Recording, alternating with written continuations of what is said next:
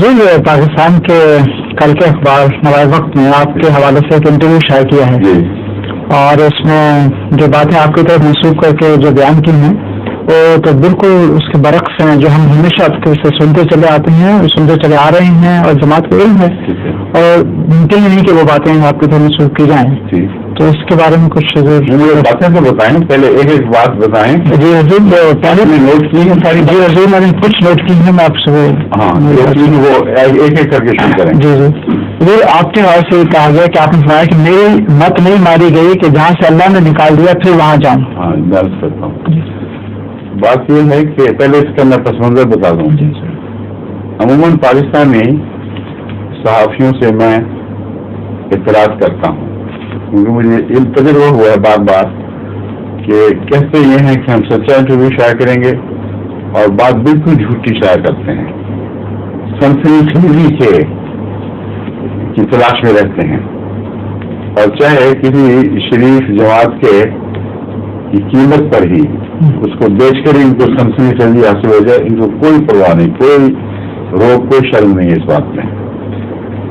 جبکہ باہر دنیا کی صحافت کا یہ طریق ہے وہ بھی سنسنی خیزی تلاش میں رہتے ہیں, لیکن اگر سنسنی پیدا کرنے والی بات نہ ملے تو انٹرویو ہی چھوڑ دیتے ہیں, اپنی طرف سے ایجاد نہیں کرتے, یا کسی کی باتوں کو محل سے اٹھا کر بالکل اس کے برعکس تاثر دینے کی کوشش ہی کرتے ہیں جو ان کو خود انٹرویو سے ملا ہوا ہوتا ہے.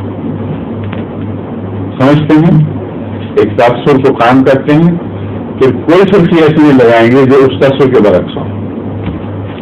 اور آپ کو یاد ہوگا یہاں نیشنل پریس سے سلمان رشدی کے مضمون پر بڑی بھرپور مجلس لگی تھی اور سارا انگلستان کا پریس حاضر تھا, اور بہت لمبے سوال جواب کے بعد آخر میں جو گفتگو ہوئی ان سے میں نے کہا تھا کہ آپ کا شکریہ, آپ نے بڑی شرافت کا اظہار کیا ہے, ساری باتیں بڑی سمجھی, لیکن اخباروں میں نہیں چھپیں گی کیونکہ آپ لوگ اس مضمون پر کوئی ایسی خبر نہیں لگا سکتے جو اسلام کا تاثر اچھا کرے. ساری قوم کا مزاج اس سے بگڑا ہوا ہے اور آپ کا پریس اس اصول کو تباہ سمجھتا ہے کہ اگر ہم نے مزاج کے خلاف بات کی تو ہم رد کر دیے جائیں گے.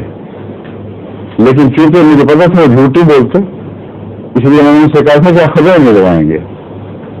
ہاں اگر میں خمینی کی طرف سے بات کرتا تو آپ نے بڑی بڑی سرخیاں لگا دینی تھی, جو صرف بین ہی یہ ہوا شاید اس شرم کے مارے, کیونکہ میں کہہ چکا تھا ایک اخبار میں اسمال پرنٹ میں نیچے ایک چھوٹی سی ایک جگہ خبر دی, وہ خبر اس حد تک ٹھیک تھی بس, مگر جو اصل باتیں اسلام کی تائید میں, قرآن کی تائید میں, بلاسفیمی یعنی ناموس سے مذہب سے تعلق رکھنے والے لوگوں کے خلاف بدتمیزی, ان کے متعلق کوئی اس نے ذکر نہیں, کسی اخبار نے کوئی ذکر نہیں کیا. یہ صاحب جو تشریف لائے, پہلے میرا اس بار بار کا انکار تھا جن صاحب نے ان کو تعارف کروایا. میں جانتا ہوں چھوڑے پڑے انٹرویوز کو, لیکن بہت ہی شریف انسان ہے, وعدہ کرتے ہیں کہ سچ کے سوا میں کچھ نہیں کہوں گا, اور جانے سے پہلے جو ان کے تبصرے تھے میرے پاس ریکارڈڈ ہیں سب. یہ بھی تشریف لائے, ان کی بیگم صاحب تشریف لائیں ساتھ انٹرویو کے دوران جو ان کے بے ساختہ تبصرے تھے وہ جو سرخیاں لگنی چاہیے. اگر ہم ایم پی او پہ ان کو پلے کریں تو دنیا حیران رہ جائے گی کہ یہ کس قسم کی صحافت ہے, لیکن اکرام ضیف کے ہم قائل ہیں. میں نے کبھی بھی ایسی ریکارڈنگ کو کھولا نہیں جو ہمارے مخالفین کی بھی ہم کرتے ہیں, کیونکہ میں سمجھتا ہوں یہ امانت کے خلاف ہے. جو میں اب باتیں بیان کروں گا اگر اس کے برعکس کو وہ دعویٰ کرے کہ یہ جھوٹ ہے تو میں ان کا جو ہے نا کیسٹس پھر میں مزاج ہوں گا اس کو اشتہار لگا دوں. لیکن ابھی میں آپ کو صرف بتاؤں گا بات کیا ہے. یہ جو بات میں نے بیان کی ہے اس پہ بڑی لمبی گفتگو ہوئی تھی. یہ فطرہ انہوں نے بے ساختہ اور ایک لطیفے کے رنگ میں نے کہا ہوگا ضرور, اس کا میں انکار نہیں کرتا, مگر کس ماحول میں کس بات میں کہا ہے وہ بتانا ضروری ہے. ان سے میں نے کہا تھا پاکستان کے حالات ایسے ہوئے جب ضیاء الحق نے احمد جی کے خلاف آرڈیننس جاری کیا کہ اس میں ہمارے لیے دو ہی مسلک تھے, دو ہی رستے تھے. یا تو میں ایک زندہ لاش کے طور پر وہاں رہوں, نہ مقامی پاکستان کی جماعت سے کوئی رابطہ میرا رہ سکے, نہ باہر کی دنیا کی جماعت سے میرا رابطہ رہ سکے, اور یا پھر ملک چھوڑ دوں. اس کے سوا کوئی تیسرا رستہ ہی نہیں تھا.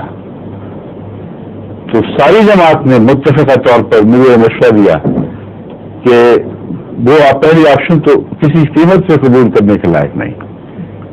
آپ صرف پاکستان کے احمدیوں کے سربراہ نہیں, سب دنیا کے احمدیوں کے سربراہ ہیں, اور ہمارا ٹھوس مستحکم عقیدہ ہے ایک خلیفہ زندگی میں دوسرا چنا نہیں جا سکتا. تو اگر آپ یہاں رہے تو یہ بحث نہیں ہے کہ آپ نے بہادری دکھائی, بحث یہ ہے کہ سارا عالم اسلام, کیونکہ احمدی کی خلاصہ عالم اسلام کا, اس رہنمائی سے محروم رہ گیا جو اللہ تعالیٰ نے 1300 سال کے انقطاع کے بعد دوبارہ جاری فرمائی, یعنی خلافت اللہ منہاج نبوہ. یہ تھا سوال. اور جس طرح خدا نے مجھے نکالا, یہ اللہ کے نکالنے کی بات ہے, وہ اعجاز ہے, کیونکہ ضیاء الحق کا حکم تھا خود اس کا لکھوایا ہوا کہ مرزا ناصر احمد تاریخ ان کی وفات کے بعد میری خلافت کے وقت کی ہے. Mirza Nasir Ahmad fourth head of Ahmadiyya community cannot leave Pakistan from any borders any way. تفصیل اس کے لفظوں کی نہیں, مگر مضمون یہ تھا کہ مرزا ناصر احمد جماعت احمدیہ کے چوتھے خلیفہ پاکستان کے کسی بھی بارڈر سے کسی سرحد میں بھی باہر نہیں جا سکتے. میں نے کہا یہ تھی اس کو جو خدا نے حماقت کرائی. اس سے قطعی ثابت ہوتا ہے اور دوسرے واقعات سے بھی کہ اللہ نے مجھے خود اپنے فضل سے وہاں سے نکالا ہے, اور اس اعلیٰ مقصد کی خاطر نکالا جو میں بیان کر رہا ہوں, تاکہ ساری دنیا کی رہنمائی جاری رہے. سمجھیے یہ ہے اس کا پس منظر جو خوب کھول دیا گیا, اور ان کے منہ سے واہ واہ کی آوازیں بھی اٹھتی نہیں. ہاں ہاں خوب سمجھے, واہ واہ کیا بات ہے. یہ لفظ تو اس طرح نہیں کہے ہوں گے, مگر ہر سننے والا فوراً اندازہ لگا لے گا کہ وہ اس پہ خود کیا تاثر لے رہے تھے. ان سے میں نے کہا جب میں نکلا ہوں, اس سے پہلے میں آپ کو بتا دوں بات, یہ سب اخبار آپ کے جھوٹے ہیں, مولوی جو غلط پروپیگنڈے کرتے ہیں. میں نہ بھیس بدل کے نکلا, نہ نام بدل کے نکلا, نہ کسی اور پاسپورٹ پر نکلا, بلکہ میں نے جماعت کے سامنے 2 شرطیں رکھی تھیں. نمبر 1, میں آپ کی بات تسلیم کرتا ہوں, مجھے اتفاق ہے, لیکن اگر جانے سے پہلے حکومت پاکستان کے کسی ادارے کی طرف سے بھی میری طلب ہی ہوئی, اب بھی کچھ جھوٹے الزام پر ہو, تو پھر میں نہیں جاؤں گا.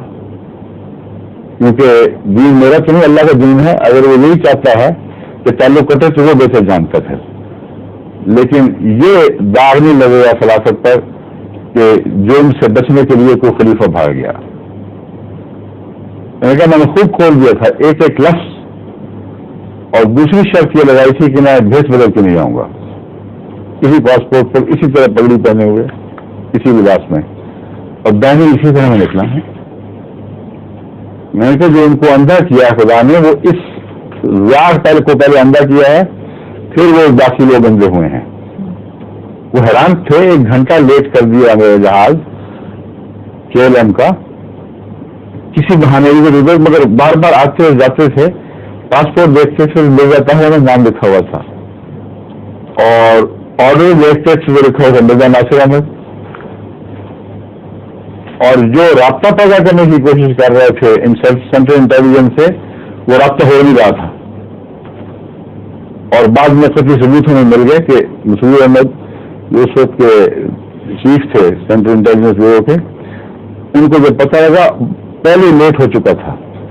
تقریباً رات کے 3 بجے میرے جہاز گزرنے کے بعد ان سے پہلا رابطہ ہوا ہے ان لوگوں کا, اور انہوں نے گھبرا کر پھر یہاں کال دی ہے یہاں کے ایمبیسڈر کو کہ صبح ہوتے ہی چلے گا. اب یہ باتیں بتا رہی ہیں, یہاں تو صبح ہی لوگ نا اس وقت نہیں, وہاں رات کے 9-10 بجے ہوں گے, 5 گھنٹے پہلے. یہ چیزیں سب سے نمائی ہیں. بس میں نے کہا جب تک یہ حالات ہیں اس وقت تک پاگل پن ہوگا کہ میں وہاں سے وہاں چلے جاؤں جہاں خدا تعالیٰ کی حکمت بالغہ نے اعجازی رنگ میں مجھے نکالا ہے. سمجھے؟ اب یہ شاید سرخی اور یہ مضمون یہ اکٹھے چل سکتے ہیں. اس لیے انہوں نے جھوٹ کی سب قسمیں استعمال کریں جو سب سے سچا بن کے سامنے آئے تھے. ایک وہ کہ ہول ٹروتھ نہیں بتانی. ایک فکرہ میں جو بے تکلفی میں باتیں کرتی ہوں فکرہ میرا ہو سکتا ہے، میں بھی انکار نہیں کرتا، لیکن اس مضمون پر یہ سزا ہے جہاں سے خدا نے اس حکمت سے مجھے نکالا. میری متبادی یہی ہے پھر میں اسی جگہ جا پھنسوں جہاں میں ایک بیکار لاش کی طرح رہوں گا جب تک یہ حالات نہ بدلیں. میں نے کہا حالات بدلیں گے، اللہ تعالیٰ تبدیلی لائے گا تو پھر میں واپس جاؤں گا. میرا ملک ہے، میں نے جانا ہے. اس پر انہوں نے یہ سوال بھی کیا کہ آپ نے تو سنا ہے نیشنلٹی چھوڑ دی ہے. میں نے کہا یہ جھوٹوں کی خبریں ہیں، وہی نیشنلٹی ہے. ہرگز میں نے پاکستانی نیشنلٹی نہیں چھوڑی. ایک یہ بات تھی. ظہور